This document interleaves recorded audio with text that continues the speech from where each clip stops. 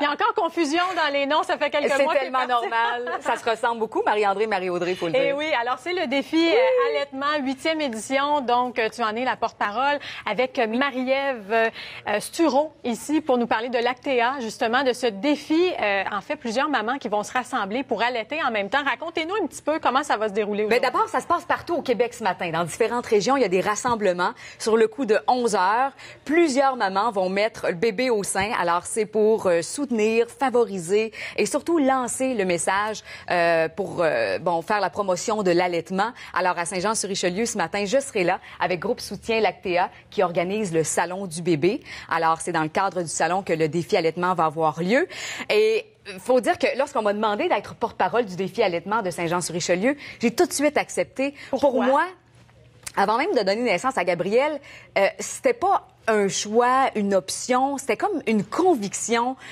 Ça allait de soi allaiter mon bébé, mais on en parle et là, je vous en parle comme ça et ça semble facile, mais c'est pas évident. Non. Moi, j'ai été hospitalisée 2 fois dans la même semaine pour une mastite, une infection au sein gauche et ça n'a pas été évident. J'avais un bébé qui s'endormait lorsque je l'allaitais, alors perte de poids. En tout cas, bref, ça n'a pas été évident, mais lorsqu'on persévère et qu'on continue, eh bien là, il y a plein de bénéfices et de beaux moments qu'on partage avec notre bébé. Et c'est une belle façon, justement, de se partager nos expériences aujourd'hui, de se réunir, puis d'en parler de tout ça. Bien, tout à fait. Pour nous, c'est sûr qu'à Soutien L'Actea, c'est ce qu'on fait.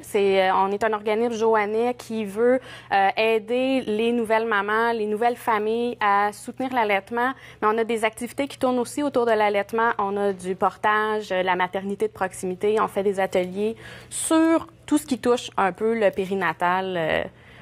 En fait, pas de prénatal, mais vraiment le postnatal. Il y a vraiment des avantages à allaiter, là. Oui, moi j'appellerais ça, c'est la nature elle fait pas vraiment de cadeaux. C'est ce qui a été conçu pour la mère puis l'enfant. Tu sais, du côté du bébé, on les entend beaucoup. Les bébés sont moins malades. En fait, ils sont malades comme tous les bébés, mais ils sont malades de façon normale. Ils ont des infections, ils ont moins d'infections type otite, bronchite, pneumonie. Il y a moins d'hospitalisation pour les bébés allaités. Et ça, c'est dû aux anticorps qui sont transmis par le lait maternel. Tout à fait. À chaque fois que la mère embrasse son bébé, elle va faire comme un petit échantillonnage des bactéries, puis les anticorps vont se créer comme ça dans le lait maternel.